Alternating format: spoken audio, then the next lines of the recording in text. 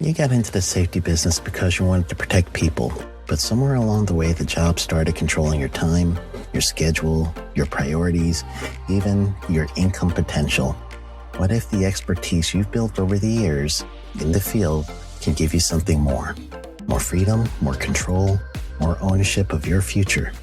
I'm Sheldon Primus, the author of 7 Steps to Starting a Profitable Safety Consulting Business and the host of the Safety Consultant Podcast, with more than 350 episodes helping safety professionals become consultants and grow their career.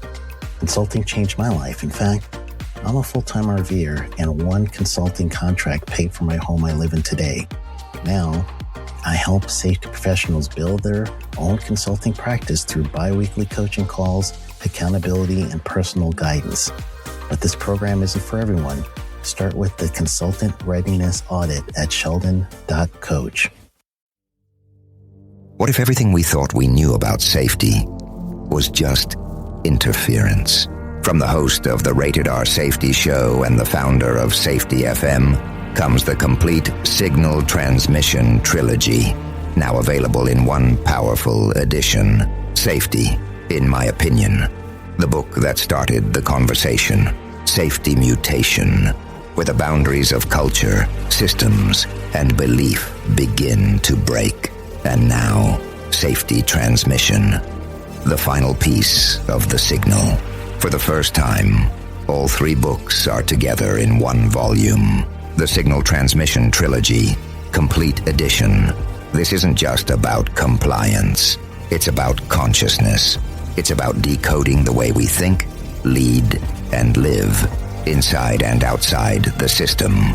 Whether you've been following the signal since the beginning or you're just now tuning in, this is the version to own. Search Signal Trilogy on Amazon or visit safetyfm.com to get your copy now.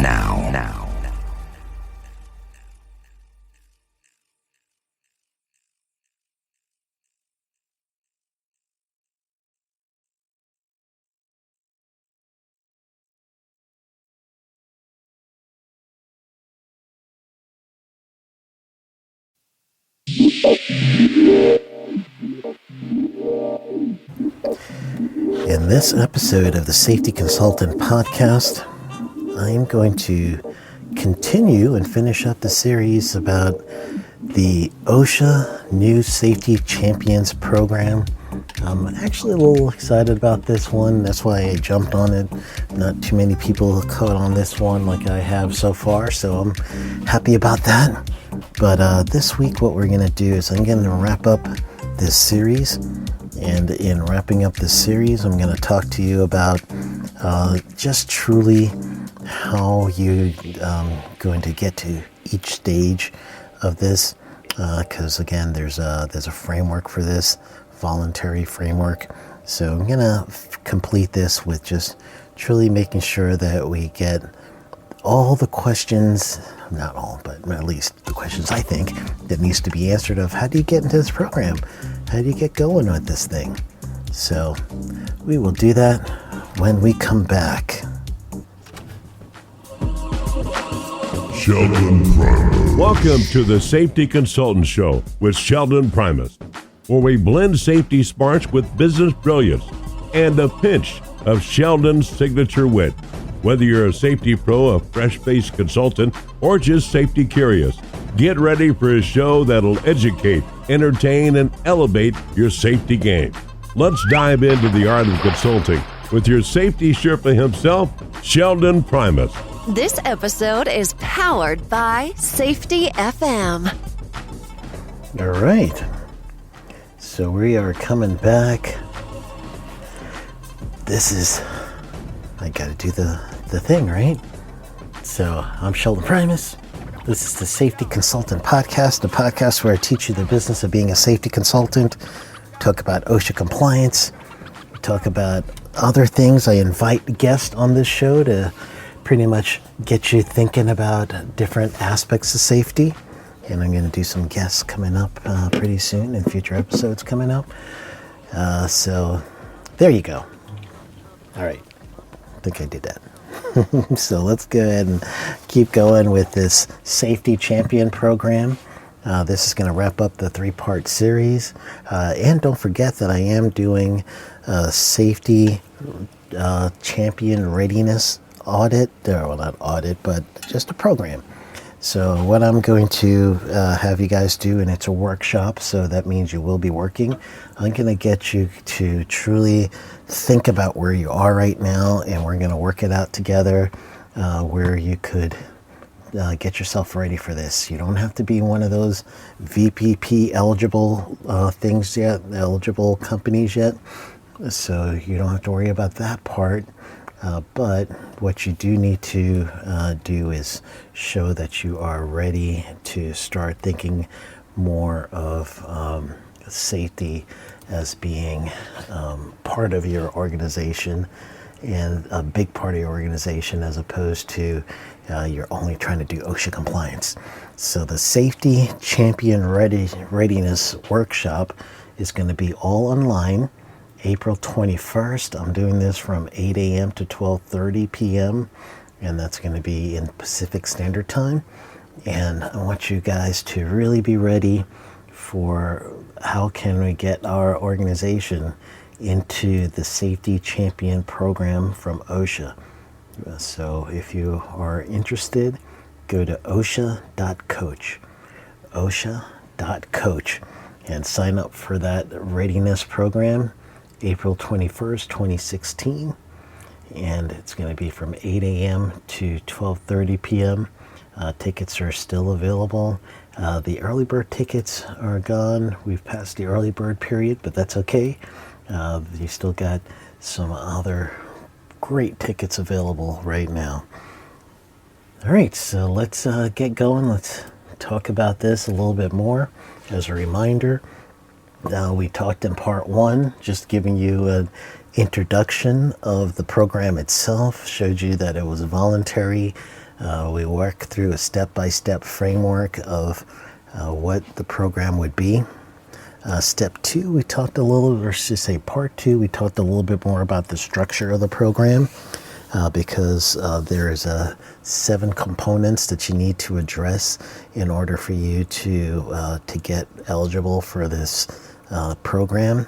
And the components is going to be the 7 things that you would find that would help you. First and foremost is going to be, you're going to need a boss, a leader that believes in the program. So you have to have leadership with the accountability. You're going to have to get some worker participation, hazard identification and assessment, hazard control, some training, program evaluation, and coordination between you and other people who are in the organization and subcontractors and everything.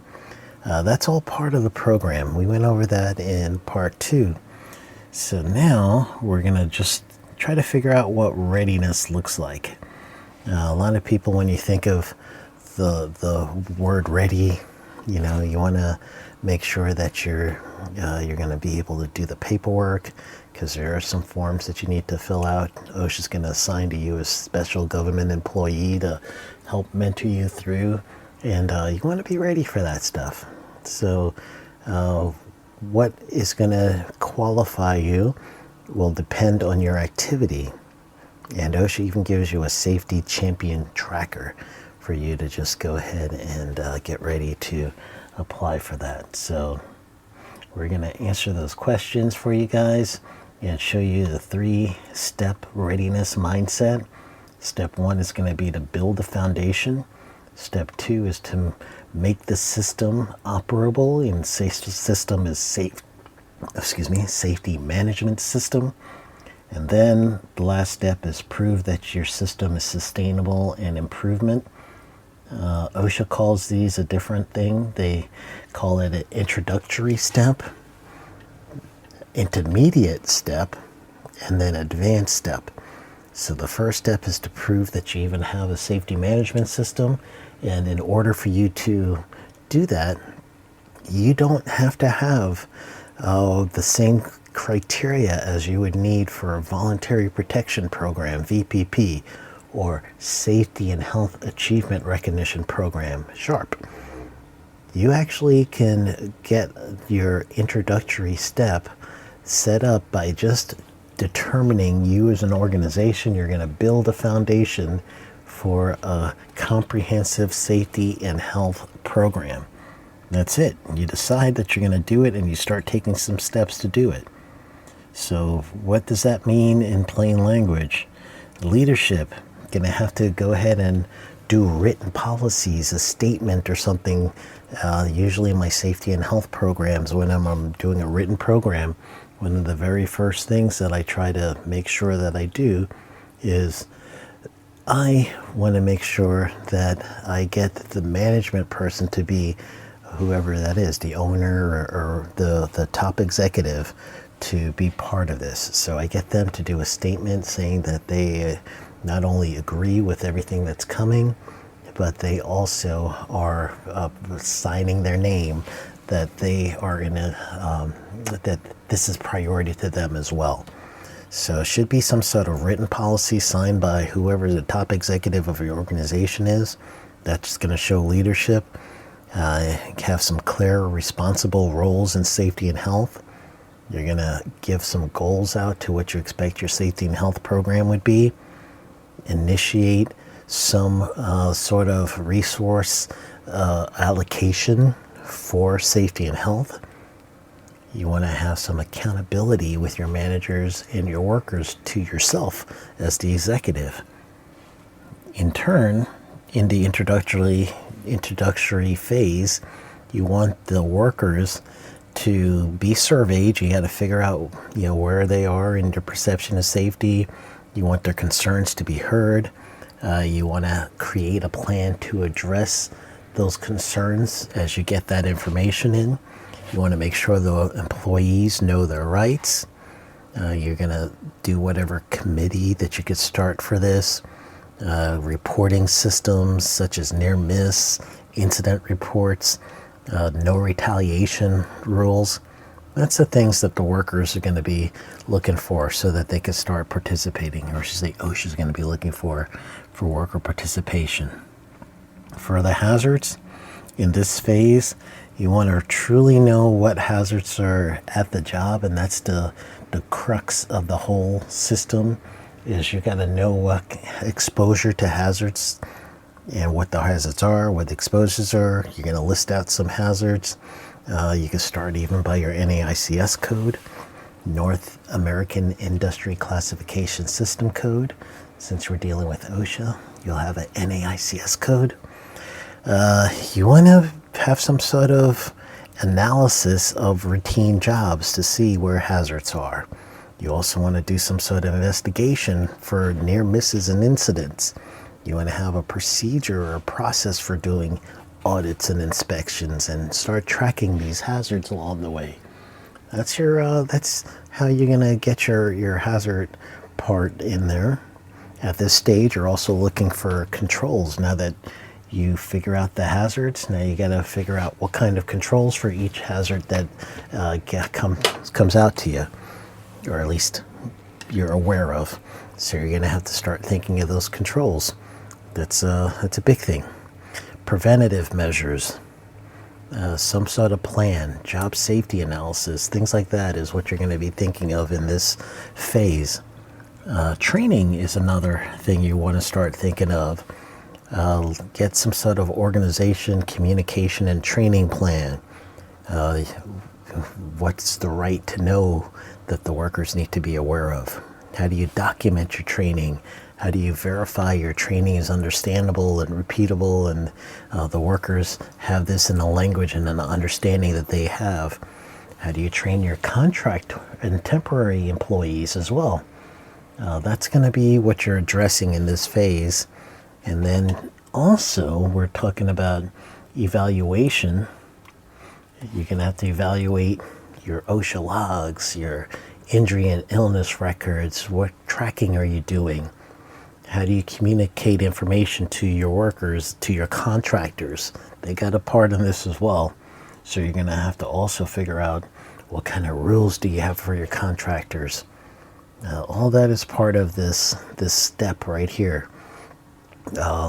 hazard communication, any multi-employer work site. You have to figure out what are the ways that you could keep everybody involved. And that's all just step one, right? So step two, you're going to have to put things in process, and you're going to be in the intermediate step. So for step two, the leadership is going to have to make sure that they communicate the mission and the policies to the employees often, and that they're going to have to show up and be part of the safety meetings and things like that. They're going to also have to make sure that policies are enforced. They're going to look for trends, and they're also going to be part of the holding the workers accountable, but fair. You want to make sure that the leaders are fair and that you still have a place for worker participation. So what committees are the workers going to be in, investigation activities that they're doing. You're looking for ongoing participation. You're looking for safety meetings that are being held during regular working hours. You're going to be looking for increased participation from the workers telling you about hazards, hazard hunts. Things like that will be practice of how everyone is doing this job over, or I should say, looking for hazards and effectively controlling them. So you're going to have some sort of worker participation that's going to be increased and checkable, reliable, something that you're going to be able to track in the intermediate stage. Track that participation. Then you're still thinking about hazards and controls, right? That's the crux of the system. No matter what, you're thinking about where are the hazards. You're going to quantify those hazards. You're going to update and review hazards. So you're going to have to prove that you're looking at JSAs that are completed. You're going to look for actions that have been created from your incident reports. And you're going to see that you completed certain corrective items in a certain given amount of time. That's the way that you start tracking things related to hazards and controls. Also, again, training. You want to make sure that your training has good retention, that you're still thinking about job-specific training, and that you retrain workers when you do find like they don't demonstrate that they're doing things right. I kind of chuckle to myself because think about all the videos that you've seen with workers acting a fool on a forklift, right? If you weren't aware of that trend, just type in forklifts and type in forklift in some sort of YouTube, Google, something like that, and forklift accidents maybe, or forklift I don't know, it might be, I don't want to go too facetious and get you guys thinking about looking at the real bad stuff, but it's just a memes, not more than memes, but there's a whole bunch of people just acting a fool. If you were to walk in and see someone doing forklift rodeos or something, it's time for you to retrain. It's time for you to figure out, what is happening here. We do not know what you guys are doing, but we know that you're not properly trained. We got to take some action. That kind of stuff. Evaluate how things are going. Look at your trends. Are we going up? Are we going down? Leading indicators as well as lagging indicators. Both are important, but you don't want to rely on lagging indicators. And when I say leading versus lagging, leading indicator is proactive safety, proactive activities, where lagging is something happened and then you're tracking it. So an example of leading indicators could be how many corrective items were completed after we did our incident report. And a lagging indicator is how many incidents we had. So that's the difference between the two. That's your evaluation tools. So you want to make sure you verify that. And in this step, you're also going to keep an eye on your contractors. You're going to make sure that they're on board with everything you're doing, and that their policies and procedures and everything else for hazard hunts and controls are all going to be up to date with what you're doing. So that's the goal for that stage, that step. And then when you get to the advanced stage, so again, initial phase, the introductory, is when you're going to set your plan in motion. What's it going to look like? You make your declaration that things are going to be different. You get past that stage and you get, OSHA will actually help you with that, and they're going to certify and give you a certificate that you completed the introduction phase. Then they'll do the same thing in the intermediate phase. They'll recognize you and thank you and make you truly see that they appreciate that you went to the second phase and you completed that. You'll get your certificate there. And then when you get to the advanced stage, now you're proving that you have a sustainable system. So you're proving that leadership and safety are working together for the good of the organization. You're going to see that the leadership has taken accountability for incidents that happen. You're going to also see that leadership is going to be regularly involved in supply resources for the safety department. That's what you're going to be proving in this stage. And again, you're going to have a special government employee that is going to keep track of what's happening along the way. So they'll be able to see over a period of time what's going on there. Worker participation in that phase. You're going to have your annual survey of your workers, or some sort of time period that you're going to keep doing perception studies. You're going to have meaningful culture improvements, safety meetings, functioning learning teams, things like that. You'll be proving some sort of feedback loop to reporting of injuries and illnesses. You're going to still be doing hazard assessments and updating those, routinely checking for new hazards or new exposure and tracking those things as it happens. And your contractors, keeping an eye on your contractors. You're going to have wording in your bid that says the contractors not only have to have the right experience modification rate, but they're also going to participate in the safety and health program and check out your contracts, things like that. So that's your awareness. Training is going to be something that you're going to keep doing every year. You're going to keep showing improvement that the workers are retaining.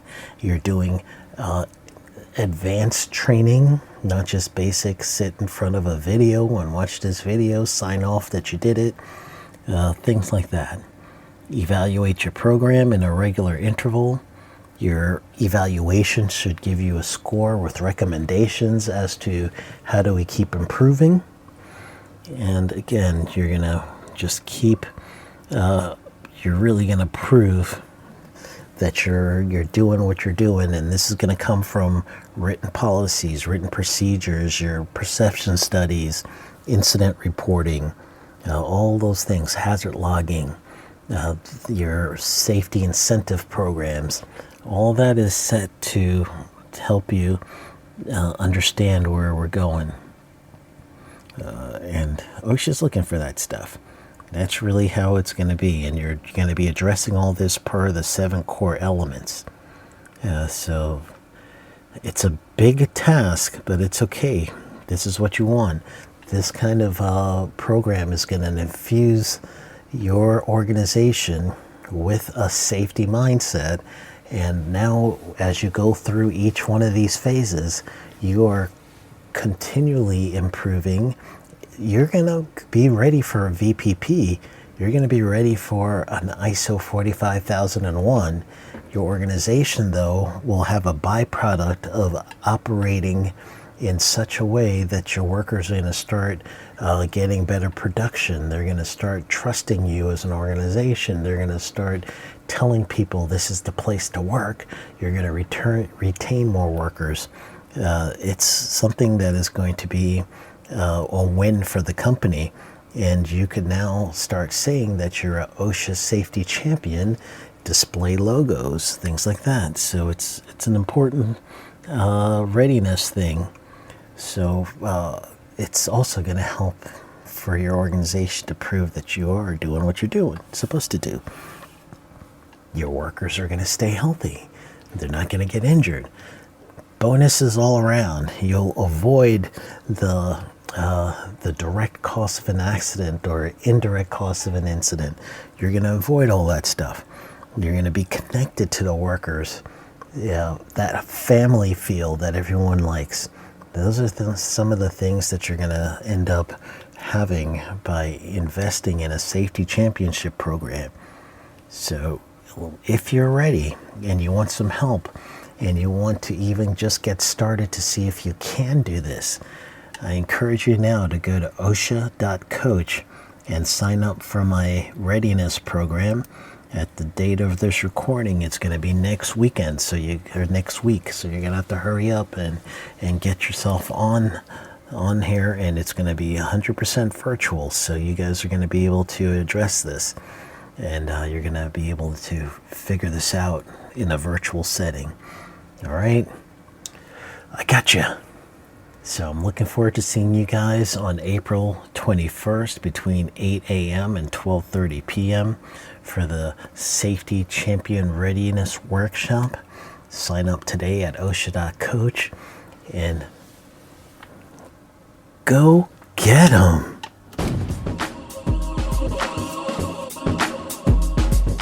That's a wrap for today's safety show. Remember, safety isn't just about hard hats and caution signs. It's about business smarts too.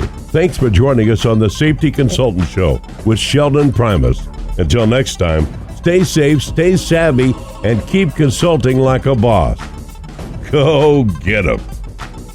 The views and opinions expressed on this podcast or broadcast are those of the host and its guests and do not necessarily reflect the official policy or position of the company. Examples of analysis discussed within the past hour, only examples.